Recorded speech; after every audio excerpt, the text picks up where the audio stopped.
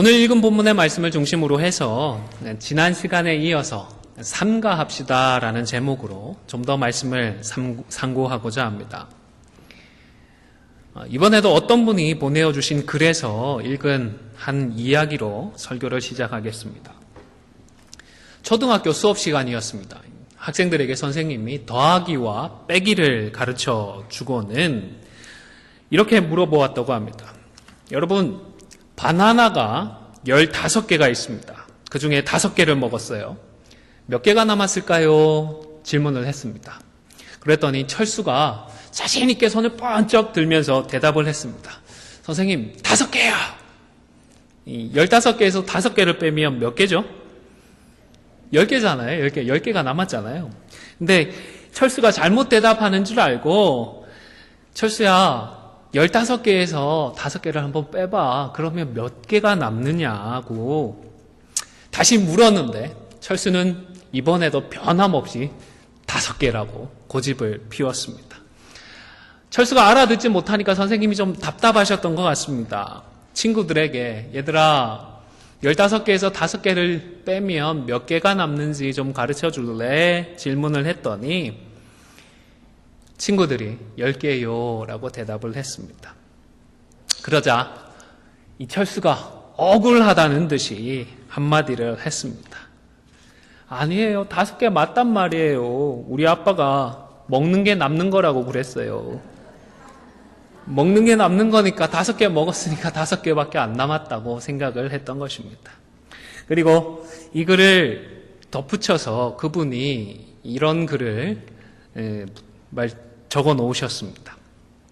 아빠의 논리와 선생님의 논리는 달랐습니다.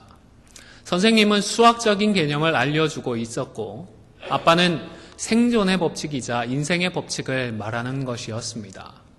분명한 답이라고 할지라도 바라보는 입장이 다르면 답이 아닐 수도 있습니다. 그럴 수 있겠다. 인생을 살아오신 지혜가 있으신 분들이니까 공감할 수 있겠다라는 생각을 하지 않을까 싶습니다. 여러분, 우리 앞에 교회가 있습니다. 이 교회 역시 어떤 입장에서 바라보느냐에 따라서 그 평가가 달라질 수 있겠다 싶습니다. 내가 이 교회를 통하여서 무엇을 좀 얻을 수 있을까라는 입장에서 보면 교회는 약점이 너무 많습니다. 교회의 한계도 너무 분명해 보입니다. 그래서 불평거리도 생기고 불만거리도 생기는 것입니다.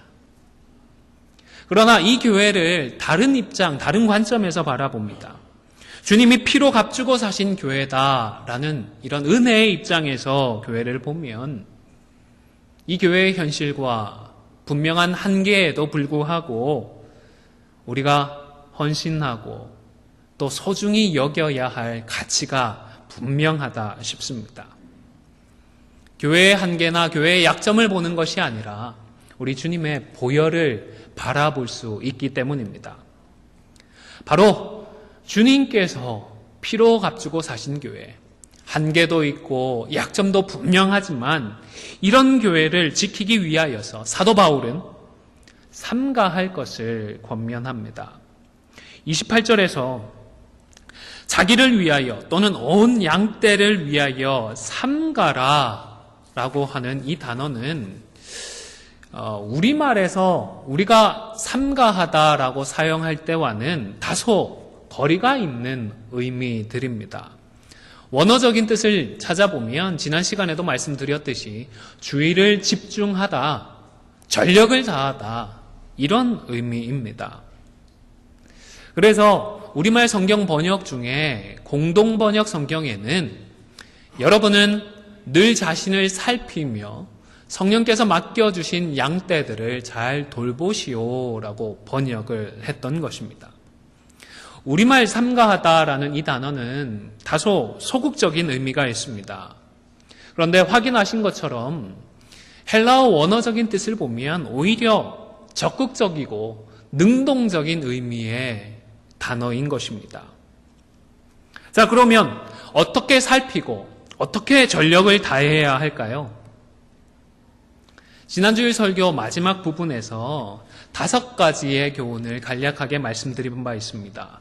화면을 보시면서 다시 기억을 되살려 보도록 하겠습니다. 1번을 같이 읽겠습니다. 시작. 교만하지 않도록 주의를 집중합시다. 두 번째도요. 시작. 형제의 사랑이 메마르지 않도록 주의를 집중합시다. 세 번째 것도 읽겠습니다. 시작. 시험을 참도록 전력을 다합시다. 4번이요. 주를 섬기는 것에 전력을 다합시다. 5번이요. 복음을 가르치고 전하는 데에 전력을 다합시다. 이 5가지 교훈은 19절에서 21절까지의 말씀을 토대로 정리를 한 것입니다. 19절에서 21절까지의 말씀도 우리 화면을 보시면서 같이 읽도록 하겠습니다. 시작. 곧 모든 겸손과 눈물이며 유대인의 관계로 말미암아 당한 시험을 참고 주를 섬긴 것과 유익한 것은 무엇이든지 공중 앞에서나 각 집에서나 거리낌이 없이 여러분에게 전하여 가르치고 유대인과 헬라인들에게 하나님께 대한 회개와 우리 주 예수 그리스도께 대한 믿음을 증언한 것이라. 아멘. 겸손과 눈물, 그리고 시험을 참고 주를 섬긴 것, 그리고 가르치고 증언한 것이라는 말씀을 주목한 것입니다. 우선 바울은 겸손했다라고 했습니다. 여러분, 어떻게 겸손할 수 있을까요? 그 중에 한 이유로 저는 교만하지 않아야겠다라는 결론을 내렸습니다. 겸손하기 위하여서 우리는 교만하지 않도록 주의를 집중해야 하는 것입니다. 성경에서의 교만은 하나님의 뜻을 행하지 않는 것을 의미합니다. 하나님을 모르는 것이 아닙니다. 하나님의 뜻을 모르는 것도 아닙니다. 잘 알면서도 하나님처럼 높아져서 하나님과 동등해져서, 아니 그 이상 더 높은 곳까지 나아가서 내 마음대로 내 뜻대로 하려고 하는 것을 교만이다라고 말씀을 하는 것입니다. 어떤 구절이 성경의 어떤 대목에서 이런 교만을 잘 드러낼까 고민하던 중에 이사야서 14장의 말씀을 묵상하게 되었습니다. 너 아침의 아들 계명성이여 어찌 그리 하늘에서 떨어졌으며 너 열국을 엎은 자여 어찌 그리 땅에 찍혔는고 내가 내 마음에 이르기를 내가 하늘에 올라 하나님의 뭇별 위에 내 자리를 높이리라. 내가 북극 지폐의 산 위에 앉으리라. 가장 높은 구름에 올라가 지극히 높은 자와 같아지리라 하는도다. 12절에서의 계명성은 일깨울 개자에 밝을 명자를 써서 밝음을 일깨우는 별, 다시 말하면 새벽을 깨우는 별이다라는 뜻인데, 새벽녘쯤 되면 다른 별들이 좀 사라지는 순간에 금성이 떠올라서 밝게 빛나고 하지요. 저도 좀 완전 도시는 아닌데 시골에서 자랐던 것은 아니라서 금성을 봤던 기억은 없는데 책에 보니까 이렇게 표현을 하시더라고요. 그런데 바벨론의 왕이 한때 이 계명성처럼 하늘 높이 빛났습니다. 온 힘으로 세상을 정복하고 그 발 아래의 모든 것을 굴복시켰던 것입니다. 그러나 사실상 그는 아무것도 아니었습니다. 하나님께서 들어서 잠깐 사용하시는 수단이고 도구에 불과했던 것입니다. 그럼에도 불구하고 그는 교만해졌습니다. 오히려 하나님보다 높은 자리로 나아가고 있었습니다. 13절에서 하나님의 뭇별은 천사를 의미한다고 합니다. 바벨론 왕의 마음이 높아져서 자기 자리는 오히려 천사들보다 위에 있다라는 높은 마음을, 굳어진 마음을 가지고 있었던 것입니다. 그의 교만은 여기에서 그치지 않았습니다. 내가 북극 지폐 산 위에 앉으리라고까지 했습니다. 고대에는 신들이 특정한 산에 모여서 서로 회의를 갖는다라는 그런 신화적인 관념이 있었는데, 그런 통념에 비추어서 바벨론 왕은 자기 자신이 그런 신들 중에 하나다 내가 그만큼 높은 자다라는 생각까지 했던 것입니다. 심지어는 가장 높은 구름 위에 올라가서 지극히 높은 자와 그 신들 중에서도 가장 영광스러운 신들보다 오히려 내가 그 위에 있다라고 교만을 했던 것입니다. 사람의 교만은 이처럼 끝을 알 수 없는 바벨탑처럼 높아지고 공고해지는 것 같습니다. 그러나 하나님의 때가 되자 하나님은 교만한 바벨론 왕을 그만두지 않으셨습니다. 구덩이 맨 밑으로, 다시 말하면 지옥 맨 밑바닥으로 던져버리시는 것입니다. 15절의 말씀을, 이사야서 14장 15절의 말씀을 화면을 보시면서 함께 읽도록 하겠습니다. 시작. 그러나 이제 내가 스올 곧 구덩이 맨 밑에 떨어짐을 당하리로다. 여러분, 교만한 자의 마지막은 멸망으로 던져지는 것밖에는 없습니다. 한때 엄청난 영광을 누리고 엄청난 부귀를 누린다 하더라도 하나님께서 불어버리시면 바짝 말라버리고 심판의 자리로 그만 내동댕이 쳐지는 것입니다. 베드로전서 5장 5절의 말씀도 화면을 보시면서 같이 읽도록 하겠습니다. 시작. 하나님은 교만한 자를 대적하되 겸손한 자들에게는 은혜를 주시느니라. 하나님은 교만을 미워하십니다. 교만한 자를 대적하십니다. 교만한 자들은 멸망으로 심판하십니다. 그러나 겸손한 자들은 어떻게 하신다고요? 은혜를 베풀어 주시는 것입니다. 사랑하는 성도 여러분, 이러한 우리 하나님의 마음을 헤아려서 한 몸 된 교회를 지키기 위하여서 교만하지 않고 오히려 바울처럼 겸손할 수 있도록 주의를 집중하는 우리 모두가 다 되시기를 주님의 이름으로 축원을 드립니다. 두 번째로 바울의 눈물을 통하여서 우리도 형제의 사랑에 메마르지 않도록 주의를 집중해야 함을 알게 됩니다. 여러분, 어떤 경우에 눈물을 흘리십니까? 서러울 때에, 또 힘들고 고통스러울 때에 눈물을 흘리게 됩니다. 반대로 기쁘고 즐거울 때에도 눈물을 흘립니다. 감동을 받거나 은혜를 받아도 눈물을 흘립니다. 그리고 사랑할 때에도 눈물을 흘립니다. 바울의 눈물은 31절에서도 다시 언급이 되는데, 말씀으로 교제하는 것이 힘들고 괴로워서 눈물을 흘리는 것이 아니라 에베소 교회의 성도들을 너무너무 사랑하는 그 사랑의 마음에서, 그 사랑의 간절함에서 비롯된 눈물을 드러나고 있는 것입니다. 우리를 움직이는 내적인 동기가 세 가지 종류가 있다고 그래요. 그 중에 하나가 두려움입니다. 무서워서, 두려워서 뭔가를 하게 된다는 것입니다.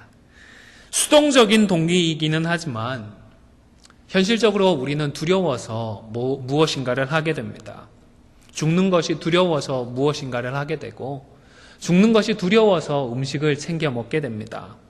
부끄러움을 당하는 것이 두려워서 절제를 하게 되어지고 다른 사람의 시선을 의식하기도 합니다. 그러나 이런 두려움에 따라서 움직일 때에는 좀처럼 기쁨이나 보람을 느끼지는 못하는 것 같습니다.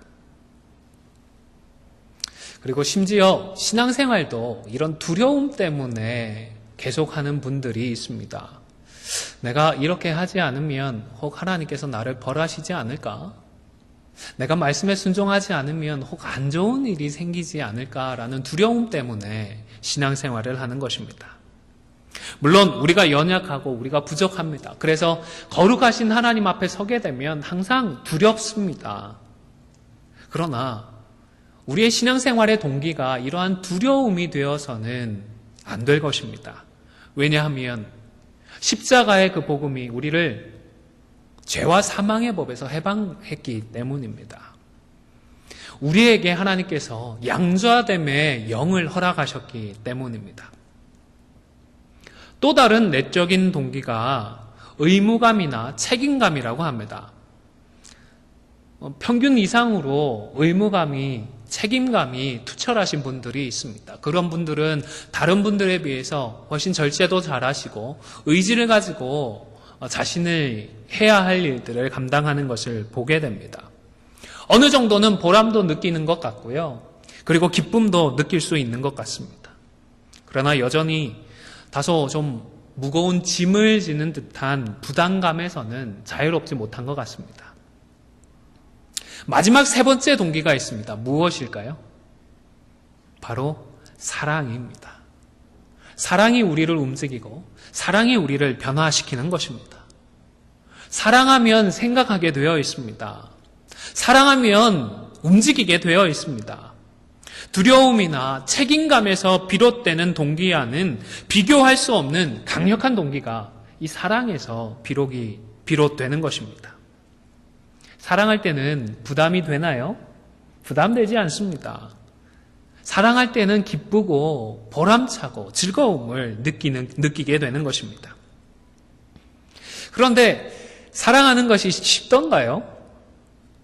쉽다라고 느끼시는 분들은 저한테도 비법을 좀 알려주시면 감사하겠습니다. 우리가 기본적으로 좀 이기적이잖아요. 자기중심적이라서 뭔가 거슬리기 시작하면 마음이 닫혀집니다. 내가 손해를 입게 되거나 상처를 받게 되면 사랑은커녕 오히려 미워하고 분노하게 됩니다. 아무리 해보려고 해도 쉽지가 않습니다. 아무리 말씀으로 설득해보려고 해도 설득이 잘 되지 않습니다. 그저 미움이, 분노하는 마음들이 마음에서 솟아나는 것입니다. 잠시 양해하시고 들어주시기를 바랍니다. 저희 아내가 조금 잘 놀래는 편입니다. 운전을 제가 주로 하거든요. 운전을 할 때 옆에 차들이 이상하게 움직이면 깜짝깜짝 놀랍니다.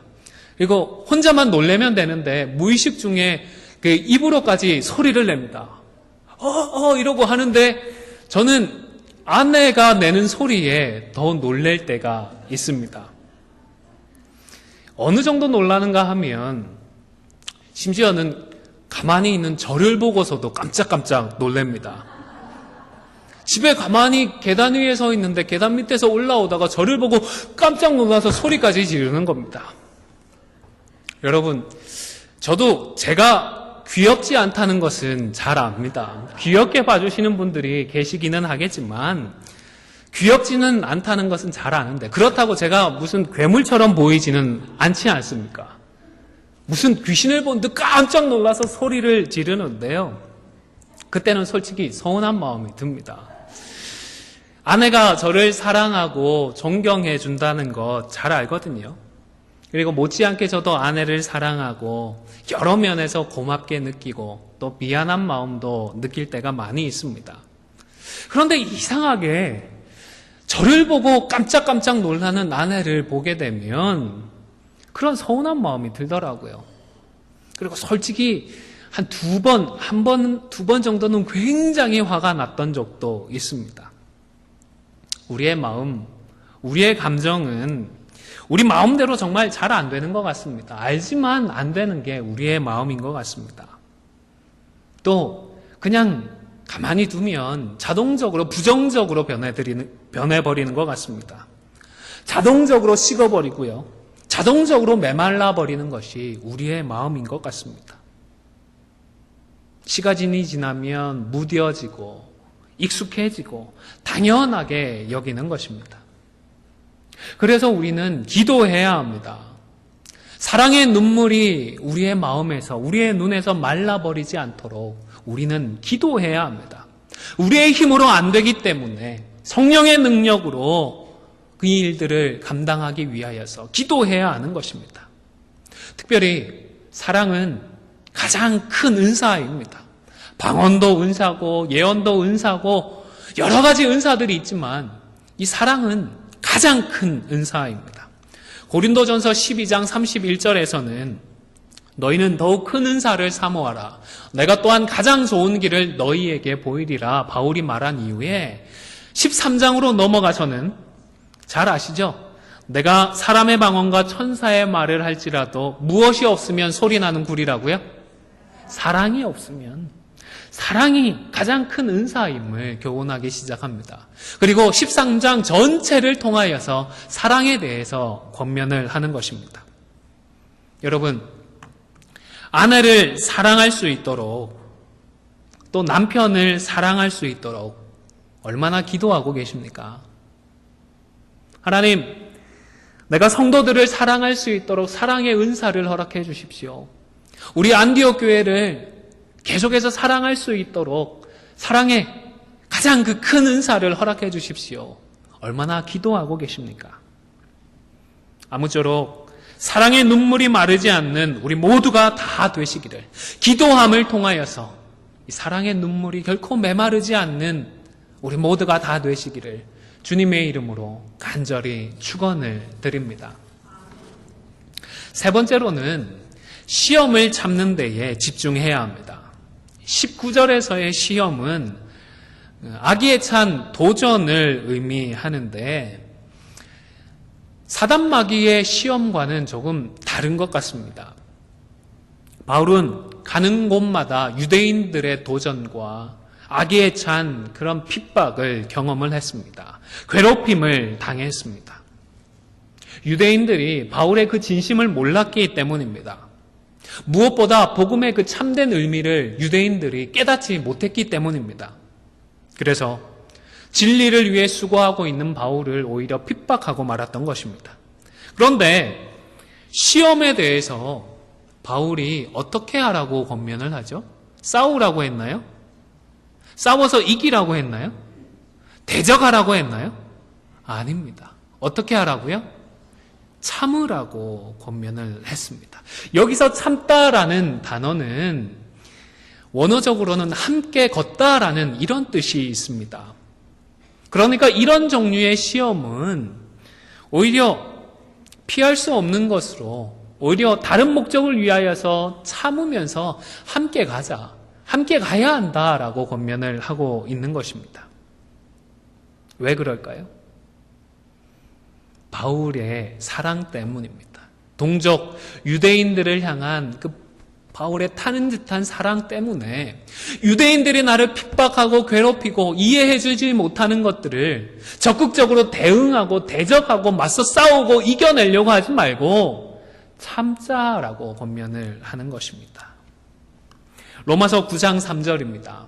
나의 형제 곧 골육의 친척을 위하여 내 자신이 저주를 받아 그리스도에게서 끊어질지라도 원하는 바로다.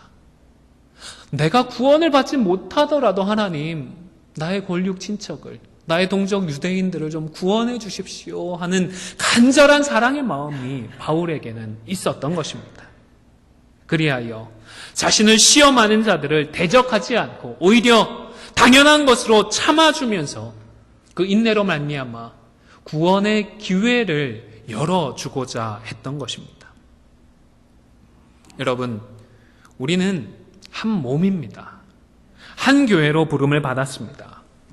그러나 교회의 모든 지체들이 다 우리를 이해해 주는 것은 아닙니다. 나 또한 우리 교회 안에 있는 모든 지체들을 있는 그대로 이해해 주는 것도 아닌 것 같습니다.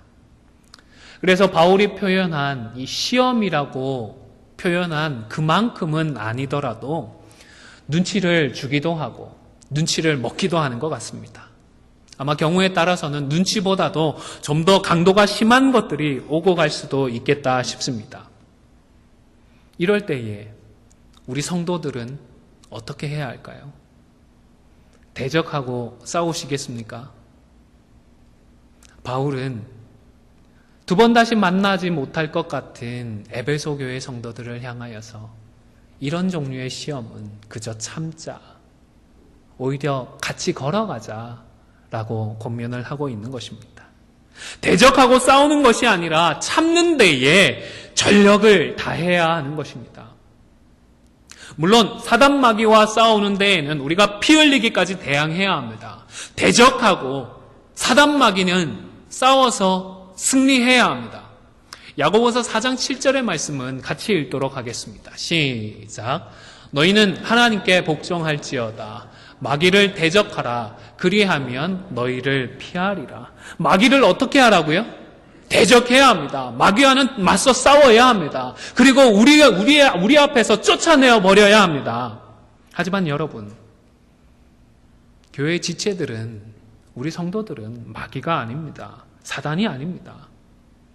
내가 싸워서 이겨야 할 대상이 아닙니다. 승리해야 할 대상이 아닙니다. 내가 사랑해야 할 고륙이고 내가 이해하고 품고 함께 걸어가야 할 지체인 것입니다. 사랑하는 성도 여러분, 다른 지체들이 나를 이해해 주지 못한다고 하더라도 대적하고 싸우는 것이 아니라 바울의 권면처럼 참는 여기에 전력을 다하여 주님의 몸된 교회를 든든하게 지켜나가는 우리 모두가 다 되시기를 주님의 이름으로 간절히 축원을 드립니다. 네 번째와 다섯 번째는 다음 시간에 좀 더 상고하도록 하겠습니다. 이제 말씀을 마무리하고자 합니다. 여러분, 우리 자신과 우리 모두를 지키기 위하여서 교만하지 않도록 주의를 집중하십시오. 형제 사랑이 메마르지 않도록 주의를 집중하십시오. 그리고 시험은 참도록 전력을 다하십시오. 그리하여 아무쪼록 이 말씀에 순종함으로 별과 같이 빛나는 교회, 빛과 같이 빛나는 귀하고 복된 성도들로 든든하게 자리매김해가는 우리 모두가 되시기를 주님의 이름으로 간절히 축원을 드립니다.